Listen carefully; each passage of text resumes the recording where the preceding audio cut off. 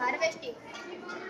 વરસાદનું પાણી આયા છત પર પડે છે પછી ત્યાં ચોખ્ખું થઈ બીજા ટાંકામાં જાય છે બીજા ટાંકામાંથી વિવિધ જગ્યાએ ઉપયોગ થાય છે જેમ કે તળાવ ભરવામાં ખેતરમાં પાણી નાખ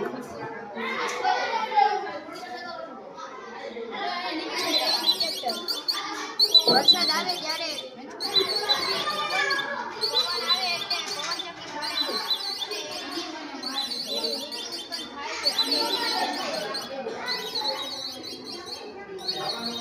બસ જ્યારે વધુ પાણી હોય ત્યારે લીલી લાઈટ થાય છે